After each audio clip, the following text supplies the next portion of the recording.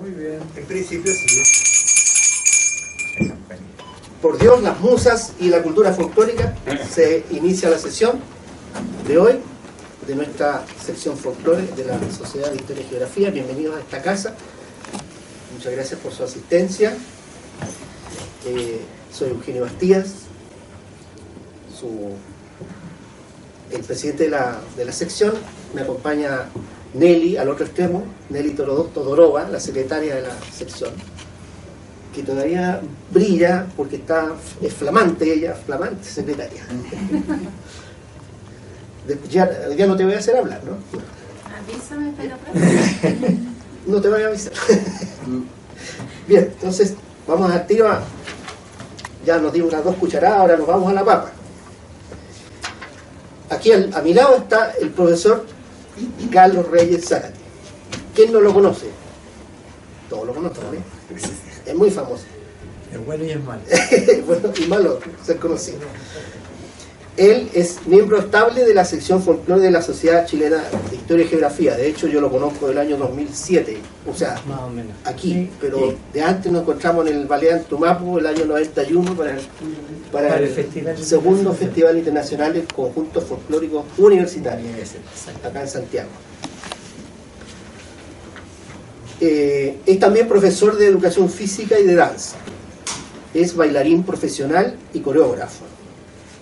Tiene un diplomado en la Universidad Católica en Cultura Tradicional.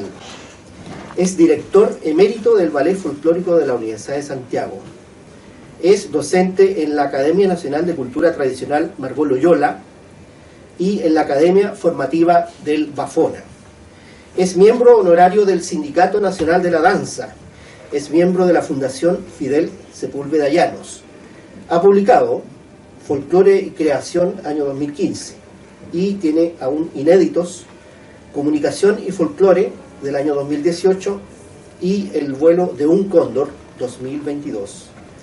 Es autor y creador de más de 18 obras coreográficas de desarrollo temático, entre las que se encuentran 3 horas antes del día, entre paréntesis la fiesta de Quasimodo, Canto por Angelito, Alturas, Tierra Canto, de Amor y de Aves y Sonata Archipiélago, entre muchas otras.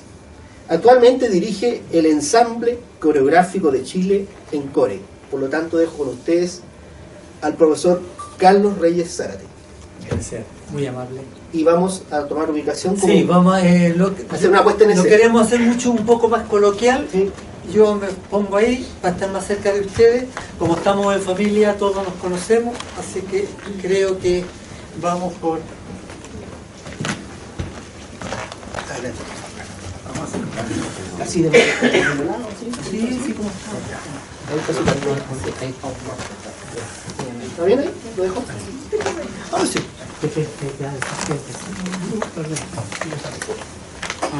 Me dedico a la fotografía ahora. Soy paparazzo. Primero, bienvenidos, gracias. Siendo miembro de la sección folclore, también tengo el derecho de darles la bienvenida. Llevamos mucho tiempo acá, más o menos desde el año 84 que estoy dentro de la sección folclore, pasando todos los periodos con don Manuel, ahora que el nuevo periodo con Juan Guillermo y ahora con Eugenio, que está presidiendo la sección. Así que gracias también a la Sociedad Chilena de Historia por abrir el espacio para poder hablar de cultura tradicional y poder expandir un poco también la noción cultura tradicional, que a veces está muy encerrada o está muy dentro de los que somos afines a ella nomás. Entonces la sociedad nos da el espacio, nos da este salón y podemos de alguna manera ampliar un poco el conocimiento. También quiero agradecer y aprovechar la oportunidad de agradecerle a la familia Vallejos Pinto, que son mis asesores técnicos, digamos, porque en eso yo no me manejo para nada. Así que la idea de alguna manera es hacerlo coloquial, conversar. Si me equivoco me perdonan. Como decía Nelly, somos bailarines, entonces la expresión oral es mucho más limitada que la expresión corporal. Entonces nosotros a veces hablamos más con las manos, con los pies, con la cara, con el gesto, que con la voz. Así que cualquier cosa que esté mal, me la dicen y la corregimos, sin ningún problema. Tengo un pauteo para no perderme, porque este tema es bien, ahí dice ballet folclórico en Chile, inicios. Lo que queremos hacer y lo que yo quiero plantearles a ustedes es precisamente la palabra inicios. Acotarlo solamente a ese instante histórico y a ese instante, digamos, artístico en el cual emerge esta posible categoría ballet folclórico, ¿sí? Y para eso yo creo que tenemos que hablar de conceptos generales primero. ¿Qué es un ballet? ¿Sí? Porque tenemos la palabra, pero ¿qué entendemos por ballet? Y para un poco aclarar la conversación, creo que, por lo menos yo, planteo que la palabra ballet tiene dos conceptos, encierra dos conceptos. Uno, que es compañía profesional de danza, el Ballet de Santiago, el Ballet Stuttgart, el Ballet de Nueva York, ¿sí? O también puede ser una obra coreográfica representativa, de creación artística. Y tenemos, para hacer el encaje, el Ballet de Santiago, Lago de los Cisnes. Esa es la obra. La compañía, el Ballet de Stuttgart, la obra coreográfica Romeo y Julieta. Entonces, esos serían, digamos, los dos parámetros grandes, conceptualizando eso. Y dentro de este concepto ballet, también encontramos una serie de categorías. El ballet clásico, el ballet romántico, el ballet de acción, el ballet moderno, el ballet contemporáneo y lo que nos llama la atención, el ballet folclórico. Ballet folclórico que nace como experiencia a partir de un trabajo que hace Igor Moiseyev en Rusia, a partir del éxito que tienen los ballets clásicos en Rusia. Ustedes saben que Rusia expande el ballet a Francia, a Italia y de ahí al mundo. Pero Moiseyev dice, bueno, ¿y qué pasa con el folclore? ¿Qué pasa con las danzas tradicionales? Y empieza a recorrer toda Rusia buscando elementos artísticos, coreográficos, musicales, que le permitan crear una instancia que se equipare con el ballet clásico. Y él crea el grupo Moiseyev, que es el primer ballet folclórico que aparece en Chile. De ese grupo se toman casi todos los grupos del mundo, inclusive el Chile, sin tener la categoría, pero sí las ideas. La gente empieza a decir, oye, qué lindo lo que hacen, qué bonito lo que hacen, ¿por qué no lo hacemos nosotros? Y empieza a picar ese bichito también en Chile. Amalia Hernández en México, ¿no es cierto? Berioshka también en Rusia. Son tres instancias en las cuales se llega, vienen de visita en la década de 50-60 a Chile y siembran esa semilla. Oye, ¿por qué no hacemos esto aquí? Y empiezan uno, otro por allá, otro por acá, a pensar qué podría hacerse en Chile parecido a lo que hacía Rusia, a lo que hace Berioshka y a lo que hace Amalia Hernández. Entonces, de esas categorías estamos hablando de ballet folclórico. Entonces, hay antecedentes, de eso empiezan a aparecer los antecedentes en los cuales deberíamos situarnos de alguna manera. Y estos antecedentes vienen por dos caminos. La Universidad de Chile, ¿sí? Año 40, 50, con un muy buen rector, con una visión amplísima, abre los criterios, abre las vías y dice, la cultura tradicional tiene que estar presente en el conocimiento de Chile. Y se crean, por un lado, las escuelas de temporada, a cargo de Margot Loyola, Matilde Baeza y una serie de gente que va trabajando en canto, en baile folclórico. Y por el otro lado está la creación de la Orquesta Sinfónica, el año 41, la Escuela de Danza, el año 43 o 44, el Ballet Nacional Chileno, Banch, el año 45. Entonces, lo artístico, lo cultural, lo tradicional va. Dentro de la Universidad de Chile, acotando, ¿no es cierto?, el panorama está la Facultad de Humanidades y de Filosofía, a la cual pertenece el Instituto de Educación Física, en ese año. Entonces, la facultad, el instituto. El Instituto de Educación Física impartía 3 carreras: Kinesiterapia, Educación para el Hogar y Educación Física. 3 carreras paralelas, las cuales partían todas con un plan común que se hacía en primer año. Las 3 carreras tenían un plan común y después empezaban a diferenciarse. Dentro de ese plan curricular están las asignaturas de canto y música y las asignaturas de bailes tradicionales. 2 ramos obligatorios en la malla curricular del físico.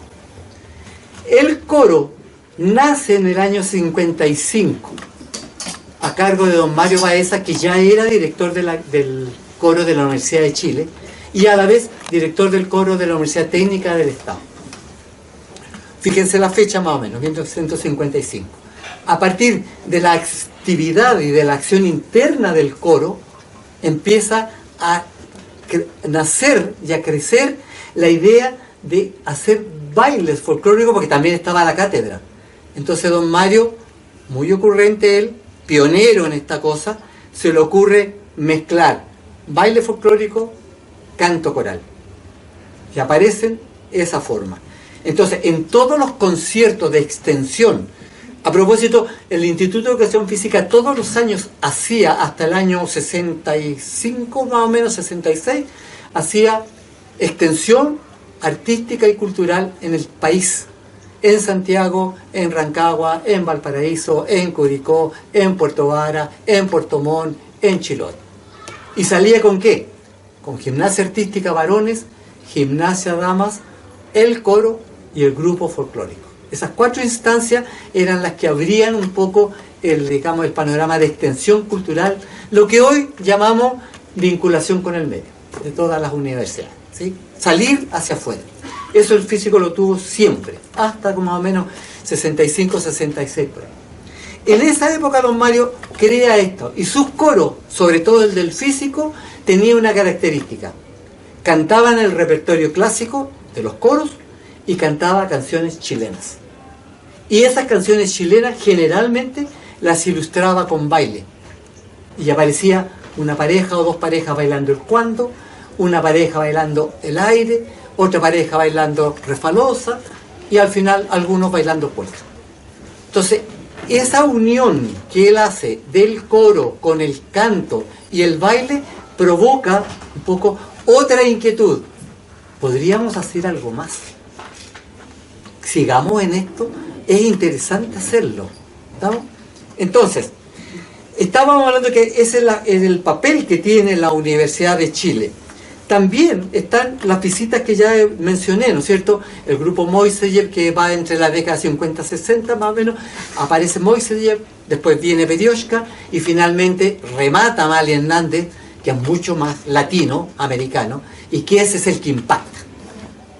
Y dice, de acuerdo, aquí hay gente que nosotros quisiéramos hacer algo parecido a lo que hace la Amalia Hernández. Ojo que la estructura, tanto de Moiseyer, de Berioshka, como de Amalia Hernández, es la misma. Un cuadro de danza, un solista o un grupo solista cantando, otro cuadro de danza, otro solista, otro cuadro de danza y el gran cuadro final. Lo tiene Amalia Hernández, lo tiene Berioshka, lo tiene Bafona y todos los conjuntos, los ballets folclóricos que conocemos, más o menos tienen la misma estructura de funcionamiento. Entonces, y de esa inquietud que está en el año 50-60, pasamos ahora a quienes concretan un poco estas ideas que tenían y las llevan y las tratan de llevar a la práctica, ¿sí? Pasamos entonces, y aquí vamos a encontrar una serie de instancias que yo las denomino de alguna manera de la siguiente manera: los pioneros, los colonos y los conquistadores. ¿Sí? ¿Los pioneros quiénes? Son aquellos que inician la, exploración de un terreno distinto. Van de una parte a buscar qué es lo que pasa en otro lado. Y en este sentido, tenemos dos grandes personajes en Chile. Al que ya nombré, Mario Baeza Gajardo, director del coro del físico, director del coro de la técnica, profesor de música y canto coral en el físico, y doña Raquel Barros Aldunate, creadora de la agrupación folclórica chilena. Ella había viajado con una beca a España a aprender danza folclórica y de vuelta crea la agrupación folclórica chilena poniendo en escena, ojo, en escena, cantos y bailes tradicionales. A tal punto experimenta que llega a tener una obra que es clásica, que todos deben conocer por ahí, que se llama La cerámica de Talagante, en la cual ella incorpora el gesto corporal y la acción teatral para escenificar bailes folclóricos.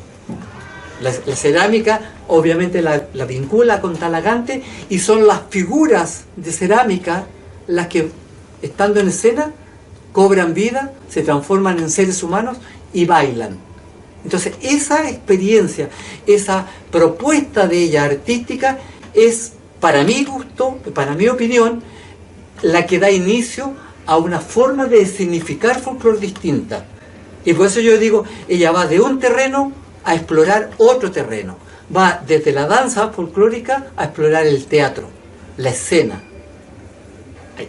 Mario Baeza ya había experimentado con el coro cantando para que un grupo bailara, que hasta la época era solamente una cantora o dos cantoras con guitarra cantando, o eran un cuarteto de varones y un grupito que a veces bailaba, pero era separado, no había esta unión. Lo coral empieza a aparecer con Mario Baeza, pioneros, o sea, van de un territorio de la música al territorio de la escena. Y después de eso vienen los colonos, aquellos que van a un lugar, se establecen y se quedan ahí, se trasladan de aquí a allá. Y en ese sentido tenemos otros dos personajes, y vayan, digamos, recordándolo, porque los voy a ir repitiendo varias veces. Del terreno de la comunicación social, de la comunicación radial, periodistas saltan al terreno de la escena. Víctor Labarca, Arnoldo Lates, periodistas, ¿sí? Ellos tenían una función dentro de la radio, y se les encarga que creen un programa de celebración del primer año de la Radio Portales. Estamos hablando del año, si alguien se acuerda, 62. O sea, la Radio Portales se había fundado el año 61 y el 62 celebraba su primer año. Tarea para estos dos periodistas, Lates y Labarca: hagan un programa, busquen un programa. Paralelo a eso, Tama venía desde el físico dos personajes más, ¿sí? Claudio Lobos, Ricardo Palma.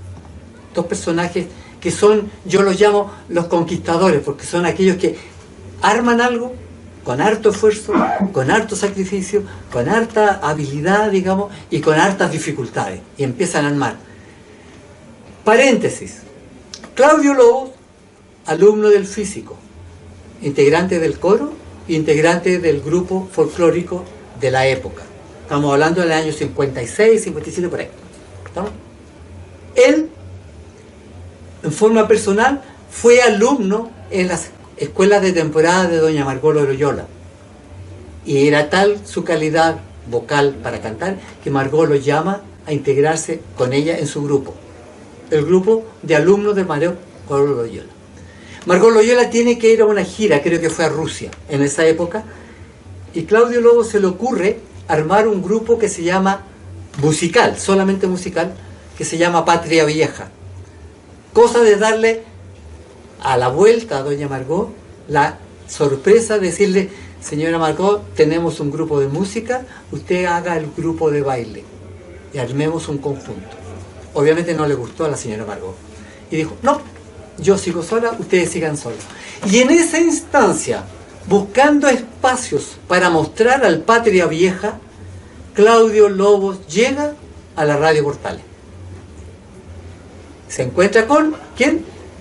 La Barca y Lates, que andaban buscando cómo hacer un programa para celebrar el aniversario de la radio. Y encajaron. Oye, yo tengo un grupo que canta, oye, yo necesito un programa, armemos un programa, armémoslo. Y empezaron a cranear.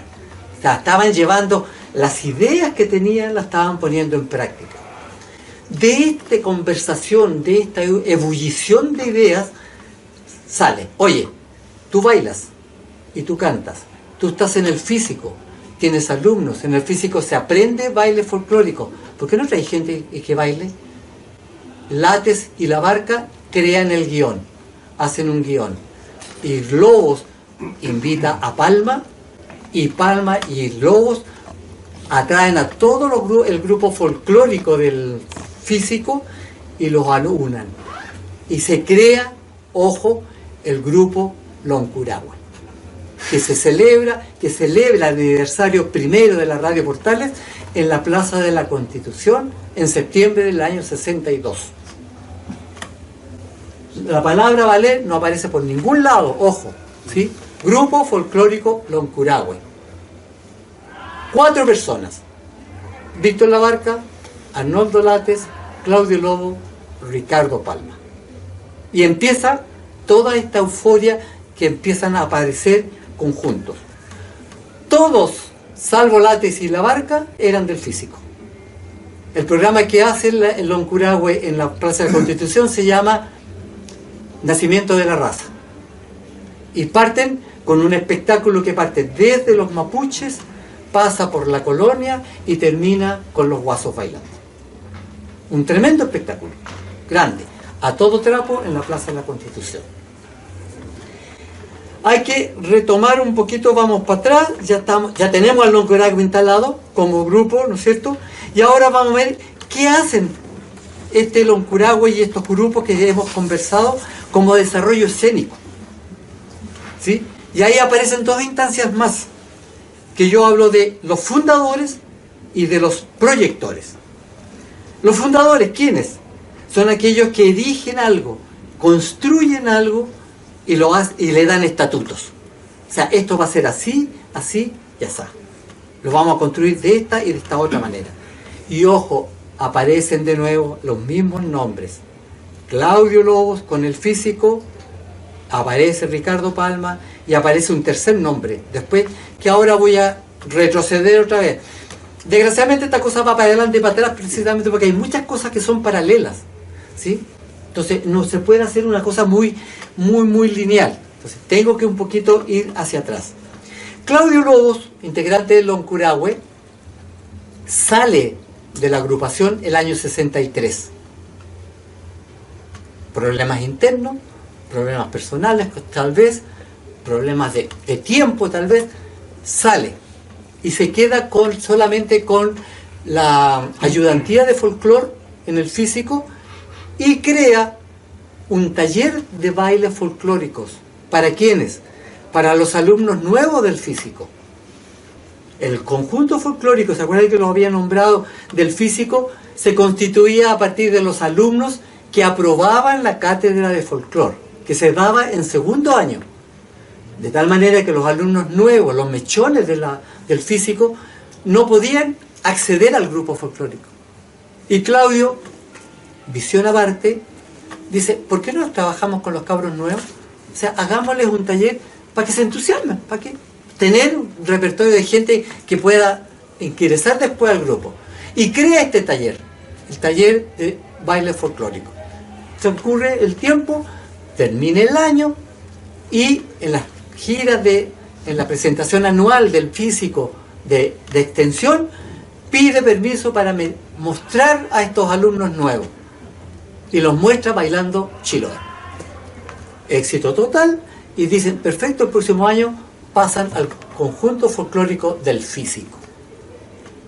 Entonces, el 64 ya estaba funcionando el ballet folclórico, el grupo folclórico del físico.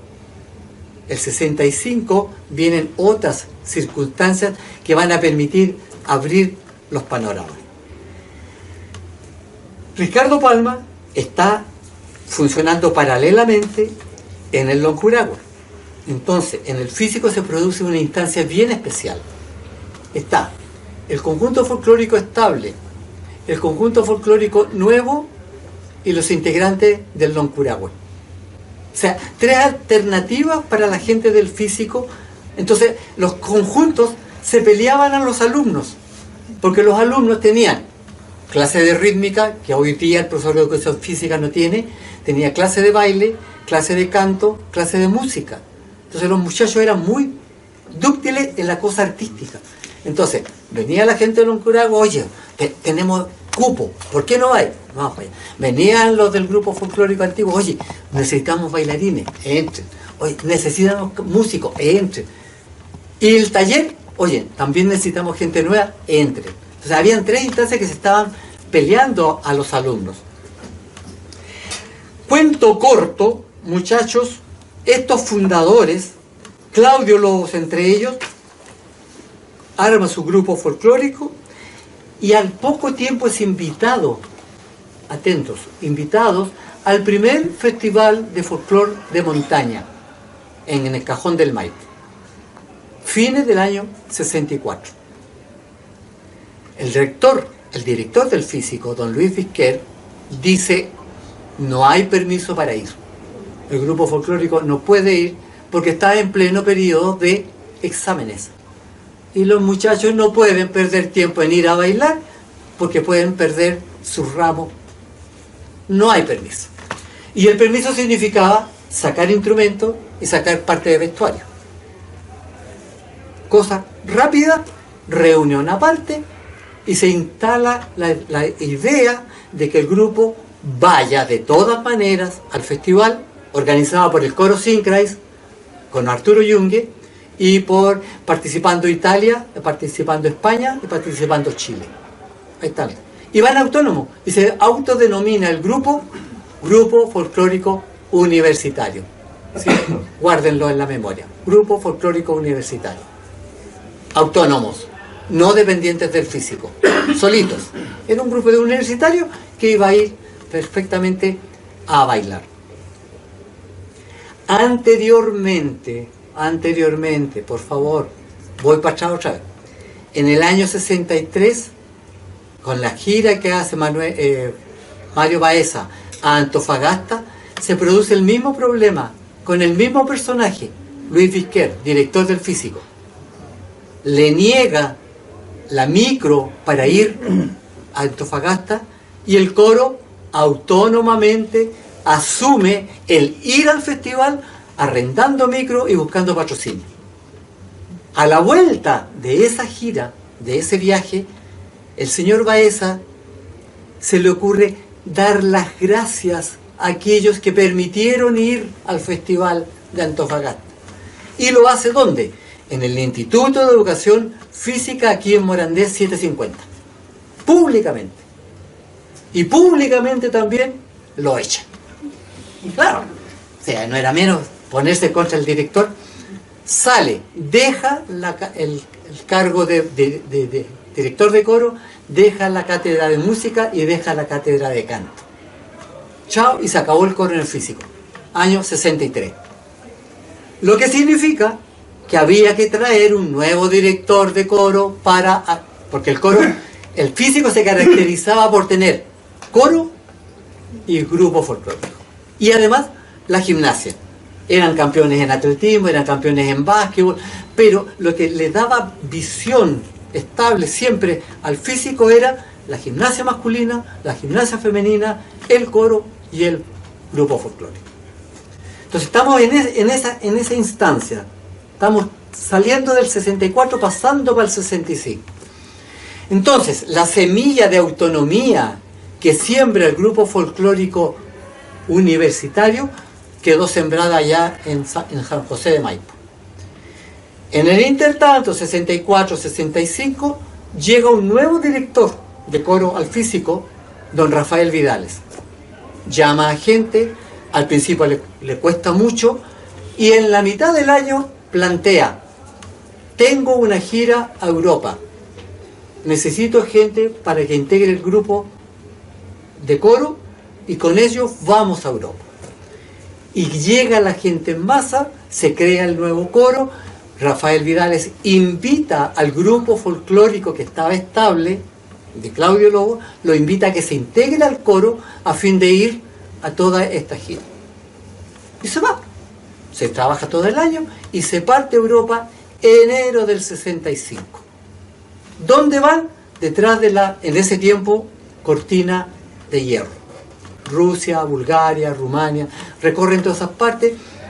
Como siempre pasa en casi todo, y parece que es tradicional en Chile, siempre hay problemas. Se pelea en Europa. Rafael Vidal desaparece del mapa y el que asume la cosa artística de alguna manera es Claudio Lobo. Él llevaba el mismo programa que hacía el grupo folclórico del Físico, lo lleva a Europa. Y ese programa era danzas de Chile, o sea, danzas de norte, danzas campesinas, danzas de Chiloé y danzas guasas. Con eso se hacía todo un espectáculo. Llegan a Europa, recorren toda Europa, o sea, toda la cortina de hierro detrás, enero hasta marzo.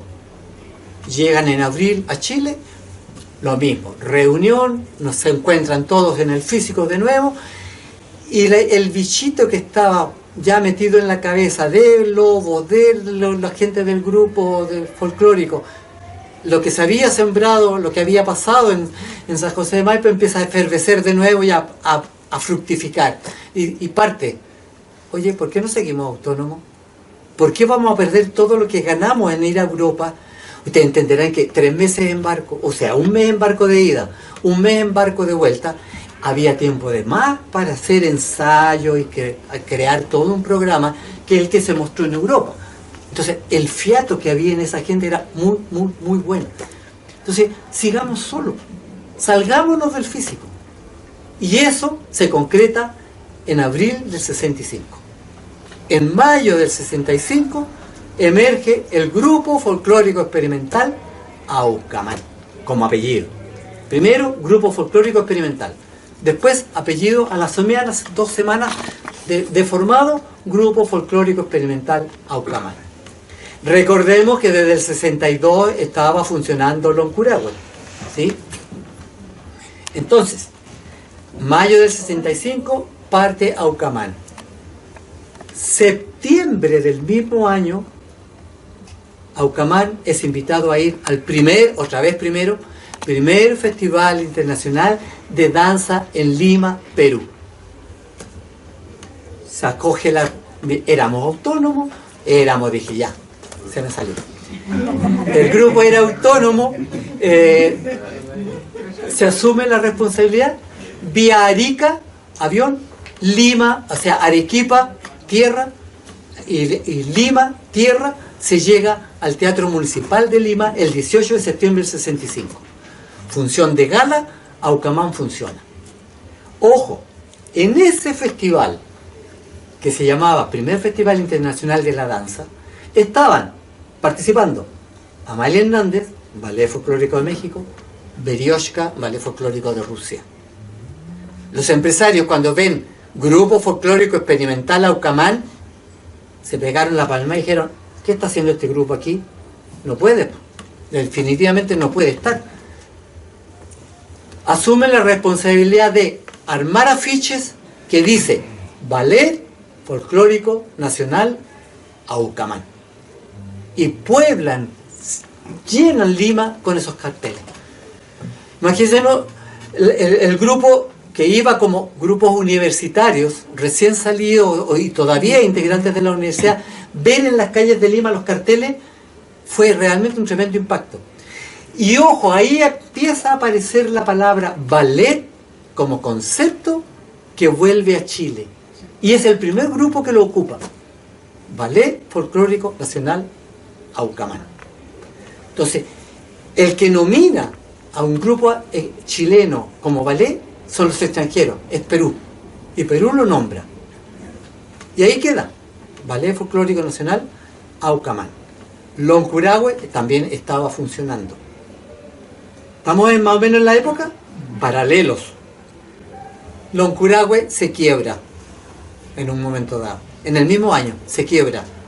vuelve a tener problemas internos y emergen 3 conjuntos. Loncurahue, a cargo de Arnoldo Late, que ya lo nombré, Púcara, a cargo de don Ricardo Palma, que también ya lo nombré, y Curubún, a cargo del señor Tito Livio Villablanca. 3 conjuntos. Más el Aucamán, 4 conjuntos que están peleándose la escena artística folclórica en Santiago, de alguna manera. Y hasta ahí estamos. Esos son los que concretan de alguna manera el proceso creación ballet. Entonces, un pequeño resumen. De los pioneros, Baeza y Barros, que experimentan en un territorio distinto, aparecen los colonos que son los que se establecen en un campo diferente, del periodismo a lo escénico. Los que conquistan, o sea, los que construyen cosas, Palma y Lobos construyen Loncurahue junto a los 2 anteriores, ¿no es cierto? ¿Quiénes fundan? Lobos, que funda el grupo folclórico del Físico y posteriormente el ballet folclórico Aucamán. Palma, que integra el Loncurahue y después crea y funda el ballet el Pucará. Villablanca, que crea el Curubún. Y esos 2 nombres los vamos a dejar en statu quo, Granados y Ramírez, para después cuando hablemos de esos. ¿Por qué los nombro tanto? ¿Y por qué abajo dice proyectores y se repiten los nombres? Porque una cosa que creo que es interesante relevar es el rol que cumplen los profesores de educación física de la época en la creación de estos conjuntos, en la creación de esta instancia que se llama ballet folclórico. El ambiente folclórico de los cultores, el ambiente folclórico de los conjuntos folclóricos que habían nacido a raíz del trabajo acuérdense, de Margot Loyola con la escuela de temporada, que empiezan a nacer ahí los conjuntos folclóricos de profesores, ¿sí? Y se crea la FEFOMACH, que es la Federación Folclórica del Magisterio en Chile, a lo largo de todo Chile. Eso es razón de Margot. Margot abra eso y arma ese tema.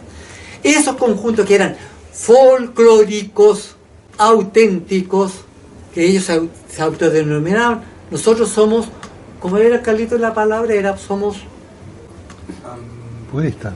Puristas, esa es la palabra, gracias Ramón. Somos puristas. Se van en contra de todos estos conjuntos que son aeróbicos del folclore, así nos llamamos. Aeróbicos del folclore. Hacen gimnasia con los bailes folclóricos. ¿Cómo se les ocurre bailar en grupo, en colectivo, si los bailes son enfrentados de a una pareja? Lobos, Palma, Loncurahue, Curubún, 5 parejas de Sajuriana, 10 parejas de Refalosa, todos iguales, todos vestidos iguales. Entonces empiezan a aparecer las cosas lineales, las cosas masivas y las cosas, digamos, esquematizadas. Entonces todo el ambiente del folclore se opone a esta nueva propuesta que todavía no encajaba en el nombre ballet. Solamente el único que tenía nombre ballet era el Aucamán, Ballet Folclórico Nacional. El resto eran grupos, ¿no? Grupo Pucará, el grupo Curún, el grupo Loncurahue. ¿Vamos? Entonces toda esta pelota empieza a producir, digamos, reacciones. Y los conjuntos que empiezan a aparecer empiezan a aspirar a hacer lo mismo. Porque era, según ellos, bonito, era elegante, era bien cantadito y era muy correctito.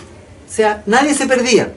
Los conjuntos folclóricos generales era el grupo folclórico de canto atrás y el grupo de baile adelante, de ellos una pareja, 2 parejas, y generalmente el público miraba y decía, pero de repente no veo porque los de atrás me tapan, porque los de adelante tapan a los músicos.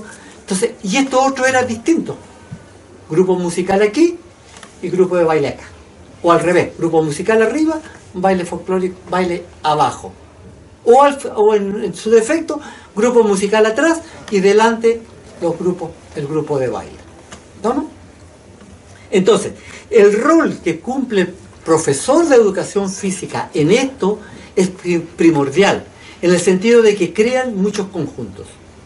Y de esos conjuntos están, por nombrar algunos, el Aucamán, el Danza América, el Antumapu, el Bafochi, que son todos profesores de educación física que siguen la línea, de alguna manera. Y esos son los que yo llamo los proyectores. ¿Sí? También estoy yo, ahí con el grupo del Entonces, para concluir, para terminar y empezar a hablar el diálogo que quiero que se produzca entre nosotros, porque todos ustedes tienen cosas que aportar a este mismo. Este es un capítulo o es una parte de un trabajo mayor, que la idea es hacer la historia del ballet folclórico en Chile y ojalá la historia de los conjuntos folclóricos, de los ballets en todo caso. Entonces las conclusiones podrían ser exactamente esas. Primero, el rol del profesor de educación física es importante, para bien o para mal. Lo hayan hecho bien o lo hayan hecho mal, pero tienen injerencia en la construcción de esta categoría. ¿Sí? Y me refiero precisamente a los profesores de educación física de esa época, o sea, hasta el año 65, 66 más o menos. Porque después ya los planes curriculares de las universidades y de las escuelas de educación física cambiaron y ya no son lo mismo. Entonces ya está muy parcializado, ¿sí? Está muy limitado. Entonces, ya nombramos a todos los muchachos que salen del físico, que crean sus conjuntos folclóricos y se crea la categoría. O sea, podemos ya hablar definitivamente de una categoría establecida y reconocida en el país como ballet folclórico. ¿Sí? Ahora, todos los conjuntos que en algún momento empiezan a funcionar aspiran a ser ballet y se autodenominan ballet. Falta una estructura, no sé, crítica, una estructura artística de peso que determine si esto es ballet, esto no es ballet. Como todos lo tenemos claro lo que es un ballet clásico, por ejemplo. No tenemos duda en eso. Pero las dudas nos empiezan a decir, ¿ballet folclórico es ballet folclórico? ¿Es conjunto? ¿Es agrupación? Empezamos con la duda. Entonces tenemos que categorizarlo, o sea, darle peso para que la cosa realmente se instale como categoría funcional ballet folclórico. Eso es lo primero. Lo segundo, estos conjuntos, ¿sí? Esta categoría ballet folclórico logra establecer y plantear lo que yo le llamo un repertorio coreográfico regional. Y así tenemos, ¿no es cierto?, danzas del norte, danzas del centro, danzas de Chiloé, danzas de la Patagonia, danzas de Rapa Nui, que han sido recuperadas, recolectadas, creadas algunas, a partir de estos grupos, pero identifican al país desde el punto de vista coreográfico, de alguna manera. Bien o mal, pero lo hacen. ¿Sí? Y si queremos dar algún ejemplo, por ejemplo, Aucamán plantea la fiesta de la tirana, que yo creo, mi humilde opinión, es la mejor versión que se ha hecho escénicamente de la fiesta de la tirana en el escenario. No se ha podido, digamos, superar esa versión. Hay otras mucho más espectaculares, pero son solamente de diablos, o son solamente de zambos. Pero la de Aucamán tiene la gracia de haber ido a terreno en el año 66 y haber construido la fiesta de la tirana en el año 67 a partir de las cuyacas, los chinos, los morenos y los chunchos. Y esas 4 cofradías, en ese tiempo se llamaban cofradías, no grupos de baile, sino que cofradías de baile, los 4 grupos bailando simultáneamente en el escenario y cada grupo con su propia música. Imagínense lo que significa eso en un teatro chico. En la tirana lo vemos hasta el día de hoy, pero es al aire libre y en una tremenda y gran plaza. Pero ponerlo en un teatro chico, en un escenario de 8x12, con banda de zampoñas, con banda de trompeta, con bombo, con pito, y cada grupo bailando su voz, su coreografía. Los chinos con los pitos, y los morenos, y los chinos, las cuyacas, todos bailando juntos, todos. Esa es por eso que la nombro, precisamente porque creo que es uno de los logros de Aucamán y uno de los logros de Claudio Lobo, como creador, digamos. la fiesta de la tirana. Y así tenemos los otros conjuntos que cada uno aporta su región, en la cual algunos son casi especialistas, ¿sí? Unos de Chiloé, otros del norte. ¿Estamos?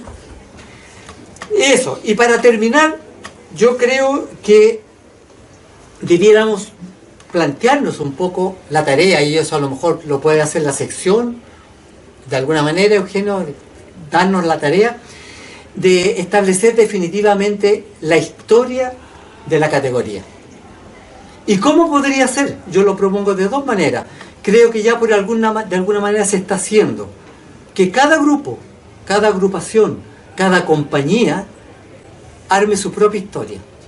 La cree, la documente, la certifique y la haga pública. Y con esas historias, intrashistorias, hacer la gran historia del ballet folclore. Entonces tenemos creo que como conclusión es una de las tareas que debiéramos tener. Y la otra es que Chile, de alguna manera, haga una propuesta artística propia del concepto ballet folclórico. O sea, yo creo que eso es necesario. Ya debiéramos dejar la estructura, debiéramos dejar la copia de Beriochka, la copia de la Amalia, y que Chile diga, estos somos. Y así podemos nosotros actuar. Y hay que buscar la manera. Hay que buscar la manera. Así que, muchachos, gracias por la atención. Creo que ahora necesito y necesitamos compartir. Si hay preguntas, si hay dudas, si hay críticas, todas las que quieran, porque creo que del conversar emerge el conocimiento. Y de eso se trata las sesiones del... Gracias.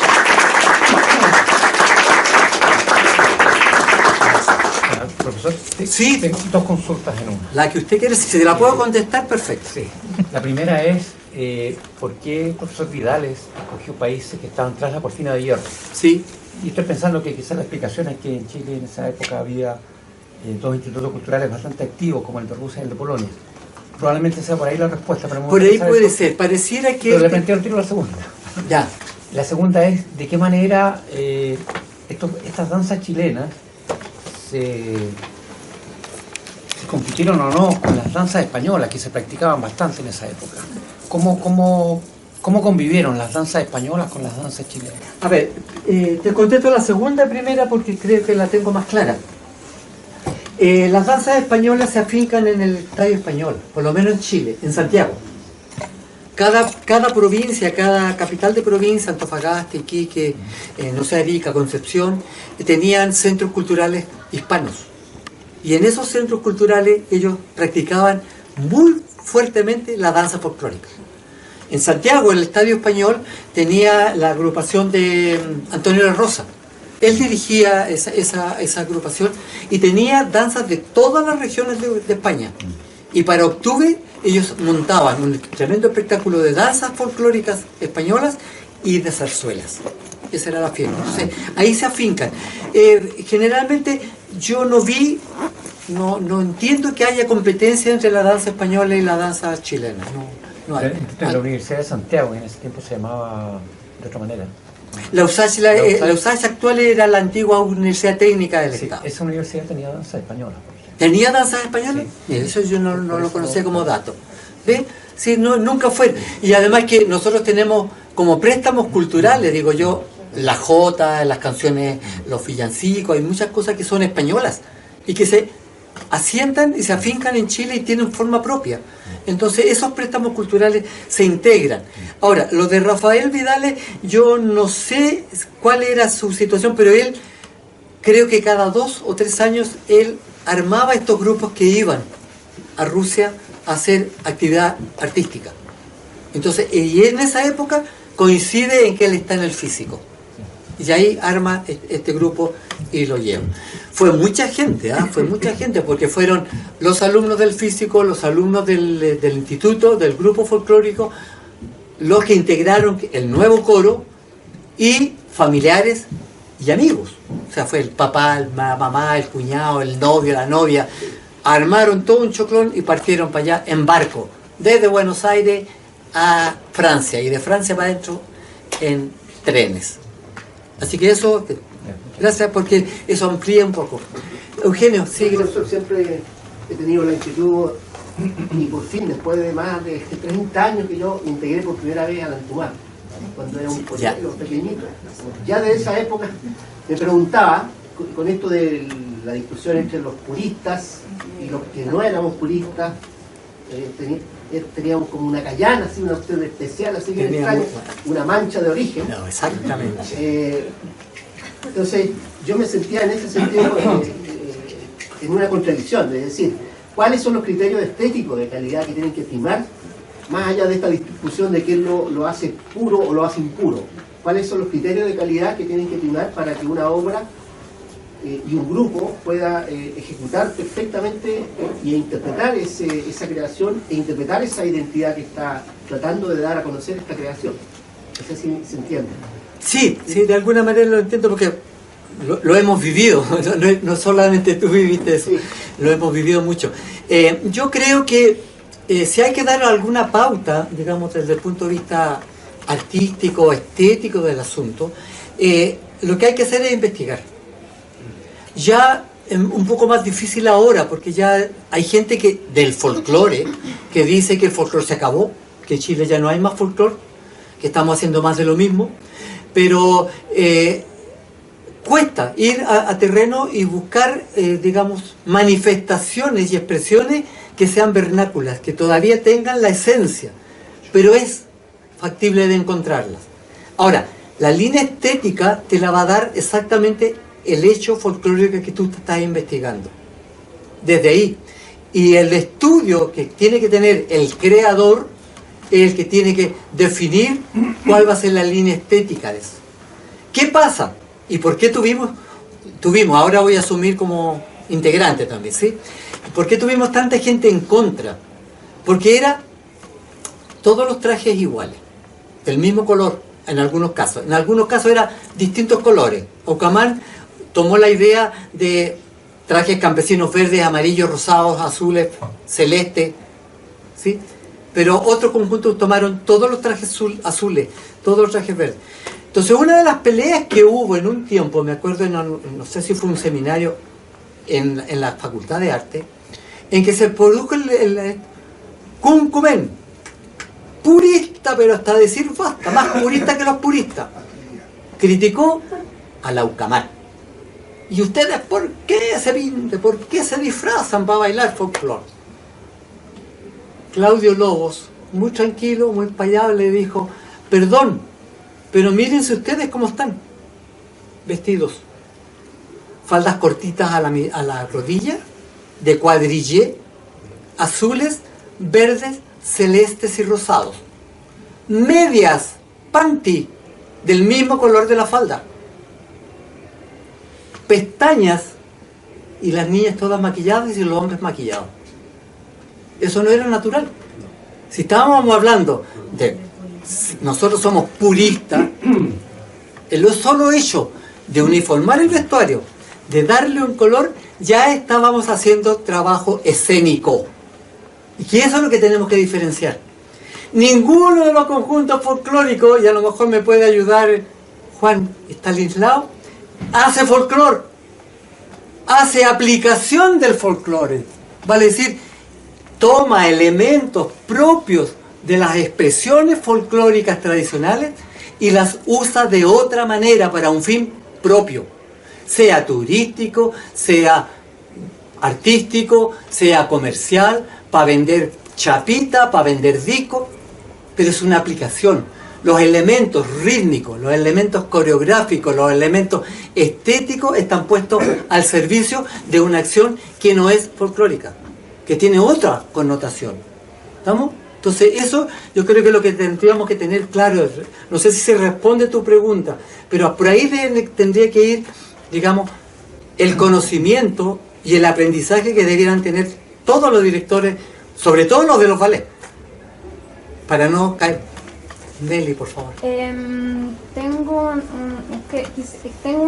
una inquietud estoy haciendo algunos estudios, de hecho he dado algunos talleres sobre creación coreográfica del ballet folclórico que hago a partir de análisis de obras de ballet folclórico. Mira qué bien. Y me gustaría agregar, pero como difusión también, porque esa pregunta y que usted, Habla más fuerte porque no que lo usted escuche. contestó a partir de que deberíamos investigar, sí, pero creo que hay que también tomar en cuenta que lo que usted explicó, y también en mi duda, y lo estoy buscando, es una representación escénica de arte escénico, de arte coreográfico que obedece también a esos códigos, del arte de la escena, del arte coreográfico, de cómo se representa algún ballet o un ballet folclórico.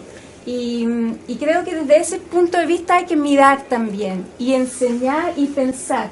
Y también pienso, y estoy desarrollando la idea, está recién y veo muchas cosas, que también los directores, o en este caso, no sé, directores que en estas agrupaciones son directores y a la vez coreógrafos, hay un área, una parte, una dimensión creativa también, que tampoco se está considerando. Yo soy creador, y siendo creador también tengo una visión de este elemento tradicional, de la cultura tradicional, lo reinterpreto y estoy usando un lenguaje del arte escénico, del arte coreográfico para ponerlo en escena. Es lo que, como yo veo la cosa a raíz de todo lo que he visto y también siendo bailarina y lo que nos exigen a los bailarines. Exacto. Cómo hay que representar, independiente del concepto de proyección. Entonces eso es algo que quisiera plantear también, a lo mejor como que no, para nada, X totalmente no, como también dijo, abramos la discusión. Y en ese sentido también tenía una duda, porque es lo que estoy buscando yo, es en toda esta explicación, genial, súper, busco como, pero entonces, en cuanto al lenguaje, o sea, y me llama mucho la atención que haya nacido sin absolutamente ninguna crítica, pero tanto este rol que usted mencionó de los profesores de educación física, y siendo que la Amalia Hernández viene del mundo de la danza, profesional. Entonces, y además estos profesores de educación física aplican códigos del arte escénica de la danza, y ahí tenía la duda, entonces, a esta línea y la influencia, pero y el lenguaje, yo sigo, pero eso son cosas que se aprenden. Entonces, ¿dónde está esa, como, de dónde saqué, o cuando mencionó algo? ¿Dónde está el ancla que clava el asunto, lo aterriza? Sí. Eso es lo que hace falta. Sí. Ahora, tú tocaste una cosa que es muy especial, la creación. Y ojo, cuando los ballets, o sea, los utópicos ballets, a los que debiéramos llegar, se meten en este campo de la escenificación de expresiones y manifestaciones tradicionales o folclóricas, hay que hacer todo un estudio del arte escénico, como decías tú. Y ya no va a ser lo mismo, pero sí se puede. Y póngole, por ejemplo, el Aucamán trae en el año 69, a instancias de Patricio Bunster, que trabajaba con el Aucamán, trae a un coreógrafo mexicano, ojo, mexicano, que bailó en el grupo de Amalia Hernández y que dirigía el grupo folclórico de Cuba, Rodolfo Reyes, que es un nombre que yo no lo había nombrado, pero aparece en esta cosa de la historia de los bailes. Rodolfo Reyes. Y Rodolfo Reyes instaura en Chile el concepto etnocoreografía. Vale decir, lo que hay más allá del dibujo estético que hacen dos bailarines frente a frente. ¿Qué significa bailar frente a frente? Primero, ¿qué significa mover el pañuelo? ¿Qué significa levantar la falda? ¿Cómo yo me estoy moviendo delante de mi compañero bailando? ¿Y por qué me estoy moviendo así? Eso él lo lleva a la escena. Y emerge en Chile la obra La fuerza de la sangre. Él llega el año 68, fines del 68, se va a las vacaciones del 69 al territorio mapuche y vive allá entre enero y abril con los mapuches. Y cuando vuelve dice, tengo clara, más o menos clara, la idea de lo que podría hacer con mapuches. Y él crea El grito de la sangre, que es una cantata del ciclo vital mapuche. ahí colabora Isamí. Y ahí entra don Carlos Isamí, doña Margot Loyola y doña María Estegredo. Sí, claro, Y eso fue doña un y la trabajo. hermana de Patricio también, ¿cómo se llama la antropóloga? La Jimena. Jimena. Entonces, todo ese trabajo, muchachos, antropólogos, filólogos, poetas, músicos, diseñadores de vestuario, entran a la UCAMán y crean esta cosa. Y pareciera que ese es el punto de choque entre Claudio Lobos, profesor de educación física, Rodolfo Reyes, coreógrafo, contemporáneo. Entonces, el choque, la unión de estas dos cosas, al parecer, porque no tenemos claro, yo fui integrante del grupo, no tenemos claro por qué se separaron. Y aparece ahí lo que sigue: Ballet Folclórico Aucamán y Ballet Folclórico Nacional, con la sigla BAFONA. Uno sigue con la dirección de Claudio Lobo y el otro con la dirección de Rodolfo Reyes, que dura hasta el año 73, y de ahí viene la otra historia del ballet folclórico. Entonces, lo que tú dices, Nelly, es muy cierto. O sea, necesitamos estudiar, pero desde los códigos de la escena, porque ya lo que se está haciendo no corresponde a lo tradicional, a lo auténtico y a lo propio del, digamos, de la comunidad, sino que es una proyección artística, escénica, estética de un creador que se está basando en elementos que corresponden a él. Entonces ya no puede ser folclore de ninguna manera, va a ser arte. Y arte de la danza, arte del teatro, arte de la ópera, arte de la iluminación y arte del vestuario. Todo eso tiene que tener una unión, y eso va a permitir, por eso que yo digo, es necesario que Chile cree la categoría propia de ballet folclórico. Y yo pienso que podría ser, para los estudios tuyos, y si quieres te puedo ayudar, a partir de la propuesta que hace Rodolfo Reyes de esta famosa etnocoreografía, que él no la inventa, él la toma de otras personas. Está en Cuba, está en México con José Limón, toda esa cosa viene de ahí, pero él la aplica al folclore, y la aplica en Chile con esa arte. ¿Alguna otra? Sí, por favor. Yo me recuerdo muchos años atrás una obra que se llamaba Chiloé y Cielos Cubiertos. ¿Quién la hizo? Esa es de María Asunción Requena y es obra de teatro. Es una obra de teatro, que si tú la miras y le pones un poco de movimiento, es un ballet folclórico. Realmente, eso podría ser perfectamente un ballet folclórico. Está muy bien sintetizado ahí en Chile. Sí, por favor. Yo quiero hablar como público general, porque yo... ¡Ay, qué bueno! Por fin en público general. Ya. Hay cosas que a mí de los ballets, perdón, yo no diría de los ballets estudiosos, ya como la UCAMán yo lo vi, al BAFONA también, algo me provoca ruido, pero de repente siento que me falta un poquito el respeto al lugar al que están poniendo en escena. Y ahí hay que tener cuidado con faltar el respeto, porque por hacer lucir algo se transgrede la esencia de ese tipo de personas, ¿ya? Y otras cosas que hay que tener cuidado, por ejemplo, yo vi una vez una cosa horrible, que era una mujer vestida de vaca, mientras los guardias los perseguían con un látigo, de un ballet que todo el mundo dice que es muy bueno, y a mí me gusta, que es la Tumapa, ¿ya? Y yo lo encuentro horrible, o sea, cómo pueden, no sé, cualquier feminista o ni siquiera feminista, yo creo que se horroriza. Y las niñas vestidas de vaca y las perseguían, los hombres con los látigos. Esas cosas así que pueden parecer muy simpáticas, eso es lo que yo digo como público, así que de repente chocan. Es una representación del rodeo que Sí, pero ¿por qué la mujer tiene que ser las vacas? ¿No podrían haber salido los hombres vestidos de Los vacas? tobillos. pueden decir los terneros. Ya. Con los Sí, tobillos. claro. Yo creo que a lo mejor, no sé, porque opinión personal, pero yo creo que hoy no podría mostrar ese cuadro, porque se le iría toda la gente encima. Pero ese pequeño detalle,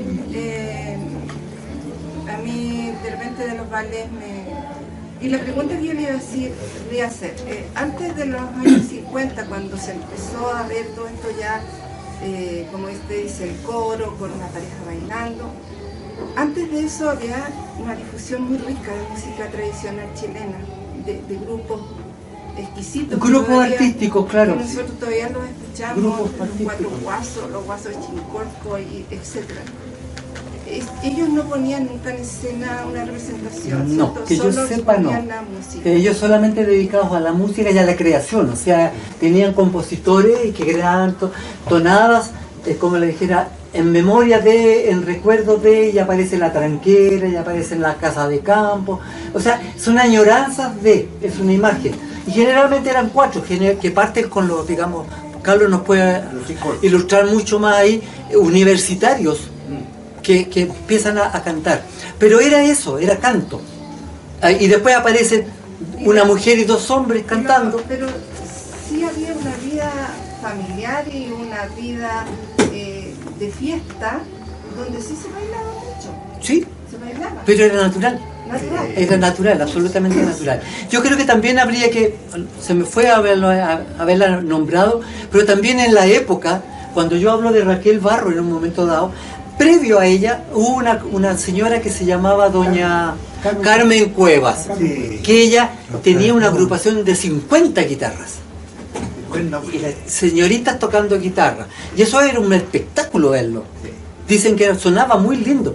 Entonces son pioneros, o sea, están buscando... La Raquel lo integró ese coro. La Raquel estuvo ahí, ¿ves? Claro, Claro. Entonces, obviamente se va dando la idea, digamos, de que estamos buscando formas. Y yo creo que a lo mejor a partir de lo que dice Nelly en este momento, es la época en que empecemos a buscar formas de nuevo. Porque a lo mejor las que ya vimos, puede que estén agotadas. ¿Sí?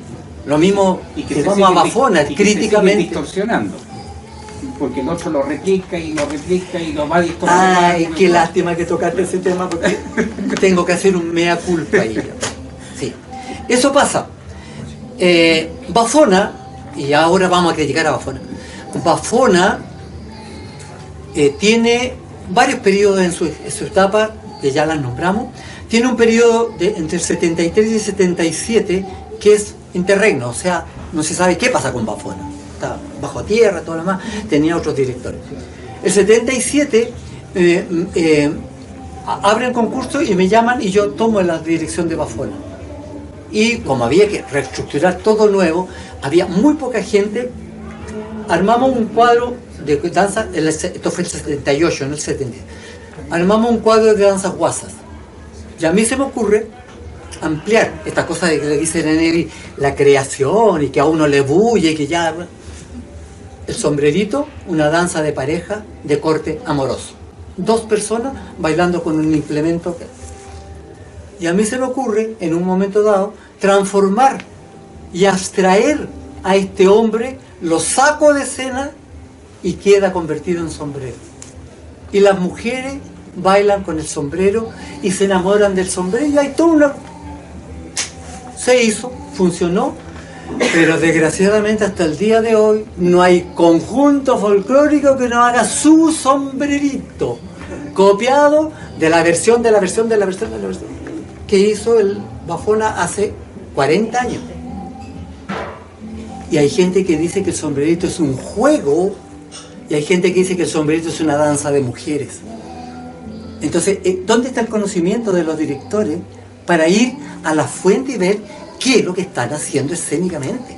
O sea, la escena te permite cualquier cosa, pero, como dice usted, con fundamento en el caso del apellido folclórico. Juanito. ¿Sabes qué? Mira, yo creo que es muy interesante, Carlos, lo que tú planteas. A mí no me cabe duda, conociéndote tantos años. Este conocimiento tan importante que tienes tú y que manejas muy bien, muy sincronizadamente.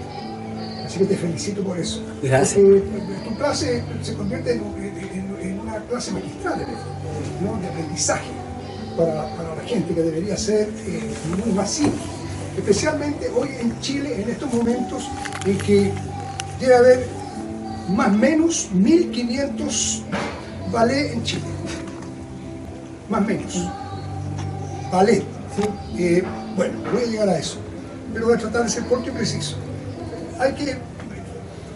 Casi nunca se nombra, por ejemplo, a la gran Emilia Garnham, ¿no?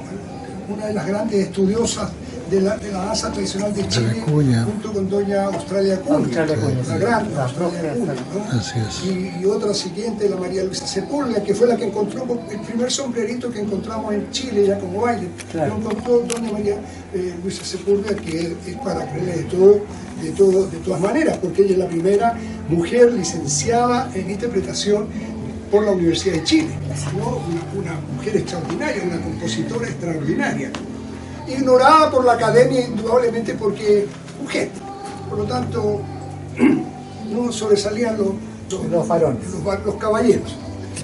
Yo creo que hay que trabajar con doña Emilia Garna, porque fue ella la que indicó que en las carreras de educación física y de canto debería enseñarse danza folclórica. Es un artículo, ella hizo una ponencia en el año 42, una ponencia que yo guardo con mucho aprecio, digamos, porque fue distinguidísima doña Emilia Garna, ¿no? Junto con la Australia Cunha. Entonces creo que en ese sentido hay ya elementos importantes. En el año 42 ella propone, y luego a continuación se crea el hecho de que en las carreras la asignatura de baile, danzas folclóricas para las universidades. Claro. Que como era para las universidades, entonces pasó a ser danza folclórica. ¿Sí? Por un problema de pelo. Exactamente. Digamos. No podía hacer baile, porque el baile en esa época, la década del 40 y 50, no iba a trabajar con baile. ¿No? La primera vez que yo propuse en Valparaíso, en la Universidad de Chile, Valparaíso, en la década del 60, hacer un curso monográfico de folclore, el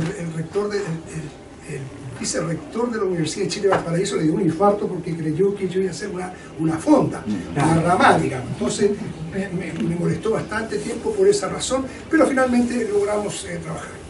Por lo tanto, claro, la propuesta de doña Emilia Garna, que no era ese su apellido, sino el de su esposo. Doña Emilia entonces en la universidad comienza a hablarse de danza folclórica, porque repito, en la universidad deberíamos estar hablando en ese momento de bailes, ¿sí? Esa es una cosa. Creo yo que avanzando el tiempo habría que ver aquí un asunto en el que yo siempre recalco, digamos, porque me resulta muy importante hacerlo, porque con eso vamos a descubrir muchas cosas. Aquí hay un planteamiento también en el surgimiento de los ballets folclóricos, ¿no? Hay los iniciales, los primigenios que nombraste, Carlos, sí, sí. ¿No? Hay un problema también de orden ideológico. La avenida del Berioska, ¿no? que yo estuve allí, ¿no? Y la última vez que vinieron también, allí estuvo Margot y otras personas, ¿no? Y entonces quiero decirte que gracias a ella estuve yo después en una reunión con Berioska. Y ciertamente quiero decir que el planteamiento de Mosinger, ¿no? Que es un problema ideológico. Aquí nadie sobresale, digamos, porque estamos haciendo una representación ideológica del pueblo, y el pueblo es uno e igual. Por lo tanto, aquí no sobresalen no hay solistas, no hay individuales, nada. Todo es masivo, lo que cayó bastante bien en algunos, podríamos decir, estudiosos cercanos al folclore en Chile. Por lo tanto, el surgimiento del ballet Chile, ¿sí? Folclórico, tiene la base en una concepción ideológica marxista. Claro. Bueno, a la gente no le gusta mucho hablar de esto porque les da como... Ay, les da una envidia, digamos, ¿no? Porque no voy a hablar de... Pero es una concepción marxista la que impera la de Moisés lleva absolutamente. Claro, y ciertamente que los compañeros, directores, colegas de los conjuntos folclóricos de entonces son todos de la misma línea, sí. De tendencia marxista. Lobos, Palma. Ricardo Palma, fundamentalmente. Palma. ¿No? Bueno, allá hay Rodolfo Reyes, como dijiste, ¿no? Entonces, claro, prima eso. Pero eso está, subyace en la idea de esas dos cosas que plantean en general. Primero, lo de doña Emilia Garna, que cuando hablamos de danza folclórica en la Universidad de Chile, de don Luis Pisquer, que fue un fundador, un hombre, lo conocí, lo entrevisté, muy anciano, el doctor Bisquet, que fue el fundador de la Escuela de Educación Física y Kinesiología y todo lo mismo. Entonces, bueno, y ciertamente que estuviera ahí ya había un planteamiento primero hecho por doña Emilia Garna, que no se habla de ella, digamos, porque la mayoría de las personas piensan que el folclore nace gracias a la Margot, a la Violeta y a la Gabriela Pizarro. Entonces, pero la verdad es que muy anteriores a ellas hubo otras, ¿no? Tanto es que la misma Margot estudió con la Australia Acuña, digamos, ¿no? Y si alguno piensa que no, quiero decirle que el hecho de que la Margot haya cantado la Resbalosa, la primera Resbalosa supuestamente que se hizo en Chile, que fue un trabajo de recolección de Australia Acuña, la Margot la estudió con la propia Australia Acuña. Por lo tanto, hay nombres primigenios, hay nombres primeros, hay una tarea hecha antes, digamos. Hay 4 o 5 mujeres muy importantes a las que no se las nombra, se las ignora completamente porque se han canonizado estas otras amadas nuestras, ¿no? Bueno, eso en primer lugar. Pero yo quiero decir que esto del folclore, la música, bueno, porque hay una confusión que cuando tú hablas de folclore la gente entiende que es hueca, vestuario, espuela, zapateo, zapatos de dama que usan ahora tipo Margot Loyola, que usaba esos zapatos no porque eran una cosa preciosa, sino porque ella tenía un problema a los pies, ¿no? Bueno, entonces, todo esto quiero decir que la gente que hace este trabajo no es gente que tiene preparación alguna, mayoritariamente, ¿no? El compañero de la Junta Vecinal cree que sería bueno tener para una representación del grupo, el junta gente. Incluso hoy día ya hay agrupaciones folclóricas en Chile que llevan el nombre de la persona que lo dirige. Sí, conjunto folclórico de Juan Estanislao Pérez. Él es el dueño, al modo como se trabajaban las cofradías religiosas en el norte, ¿no? Entonces, creo yo que eso habría que retomarlo. Son personas que no tienen formación, no hay formación. Entonces, claro, nos centramos en un problema de orden escénico, pero olvidamos que esta gente no tiene formación. Claudio Lobos no era una persona de terreno, Ricardo Palma no era persona, por lo tanto uno parte pensando, bueno, ¿de dónde sacaron esto de las danzas, de montarse arriba de los escenarios, llenarse de vestuario y de color y de todo esto, en circunstancias que no estudiaron en terreno? Es decir, no tienen trabajo, al modo como lo tenía la Loyola, como lo había hecho también la Violeta, y luego también en menor escala que la Margot, porque la Margot en ese sentido es la primerísima, que fue la más alta de todas estas mujeres, digamos, fue la de mayor connotación, por su talento, por su inteligencia, etcétera, por sus estudios, porque no hay que olvidar que ya de partida tiene 7 años de estudio de piano, ¿no? Que estudió en la facultad con grandes profesores. Entonces, digo yo que tenemos que preocuparnos primero de separar algunas cuestiones. Estado del escenario, que cualquiera, y no lo digo en sentido peyorativo, por favor, para que se entienda bien, cualquiera persona se sube a un escenario a hacer cualquier cosa. Por lo tanto, y lo hacen en nombre del folclore que según ellos se está perdiendo. Y voy a repetir lo que dije aquí mismo hace un tiempo atrás, que el folclore no está perdido. Hay muchas danzas tradicionales hoy aún. El problema es que no hay gente que estudie en terreno. La gente hoy día está estudiando de YouTube y está bajando, ¿sí? Y ahí se está provocando un problemón enorme. Entonces hemos logrado crear a través de los conjuntos folclóricos, ¿sí?, un folclore imaginario, ¿no? Un concepto muy bien trabajado por Fernando Fischmann, el notable estudioso hoy, yo diría que el más distinguido estudioso de la folclorología en Argentina, digamos, y que irradia para América Latina, y que hoy está trabajando con nosotros en Chile. A través de Zoom, claro, en reuniones que estamos sosteniendo con IOF. Entonces creo yo que habría que separar. Primero está el escenario, que es una consecuencia de un trabajo hecho en terreno que no se hace. Por lo tanto la gente, ¿por qué? Porque bueno, dicen, no hay danza. Claro que hay, efectivamente. vaya a la Patagonia y se va a encontrar con la cantidad de danzas tradicionales que hay en la Patagonia hoy en este minuto. Pero lo que pasa es que la gente piensa, ve una danza inmediatamente en el escenario. Esto lo pongo en el escenario. Y ahí lo inventan. Entonces hay un folclore inventado. Y con ese folclore inventado, imaginario, hemos confundido a la población chilena acerca de qué es efectivamente la cultura tradicional en el ámbito de la música y de las danzas. Entonces ahí tenemos un severo problema. Porque lo primero que hay que hacer es formar estudiosos que trabajen en terreno, que vayan a terreno a aprender con la gente vieja en este campo, ¿cierto? Que hemos trabajado durante 60, 65 años y seguimos trabajando en terreno hasta el día de hoy, por ejemplo, ya con la Cruz de Mayo, por ejemplo, o con la Vigilia Pascual, en donde se bailan lanchas, danzas y lanzas, malambito, hoy, colegas, en este minuto. Y hay gente del campo, no son artistas, no son conjuntos folclóricos. Y tocan guitarras traspuestas y trabajan con el acordeón con sonidos maravillosos. Entonces aquí hay un problema enorme. A la gente no le gusta estudiar.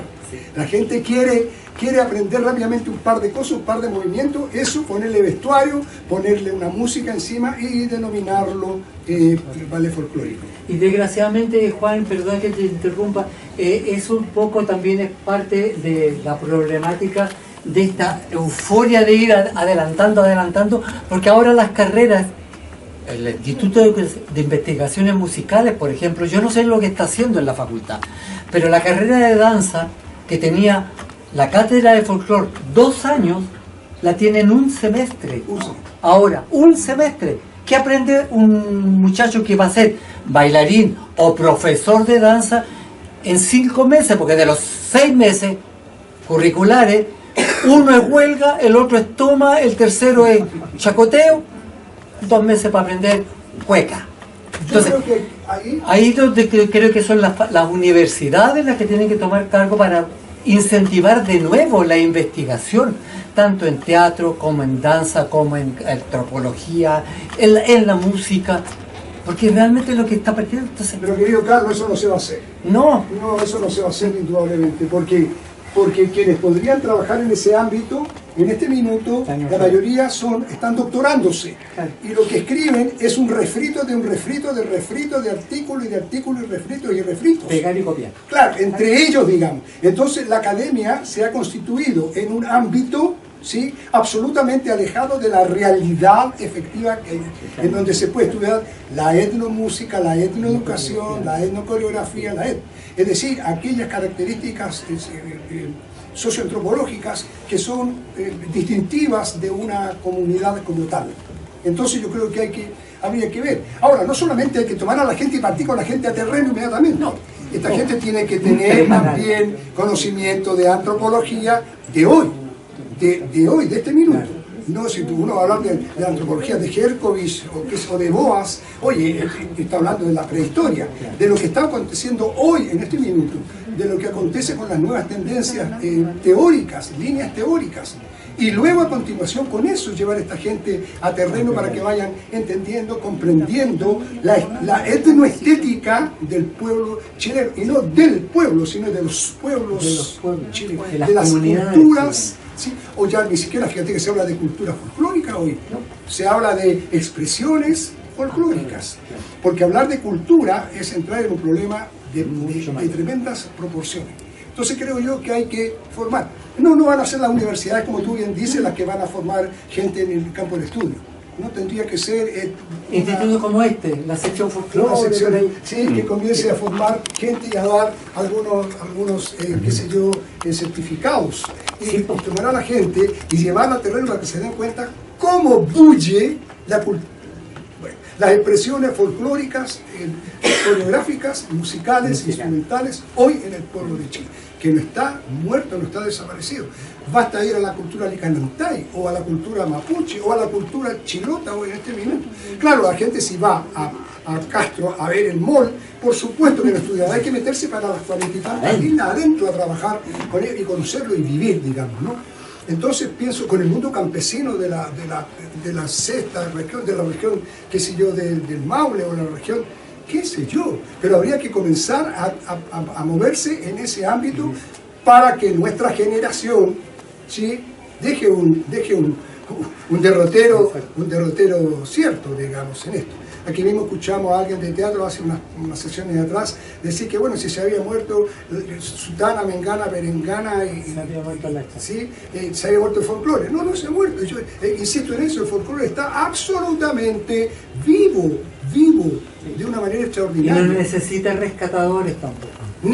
No, porque el folclore no se rescata. No se la cultura rescata, tradicional. eso es cierto. Entonces, en ese sentido, creo que la gente que trabaja hoy día en el escenario y que se autodenomina folcloristas, lo hacen por una razón simple. Es gente que no tiene mucho estudio, digamos, y tienden a sobresalir en el ámbito social haciendo estos conjuntos, estas tareas y mostrarlas en los escenarios, y comienzan a tener cierto renombre, pero no tienen formación seria y están cometiendo más bien un error. Más que ayudar a la cultura tradicional, a las culturas tradicionales de Chile, ¿cierto?, están convirtiéndola en algo absolutamente...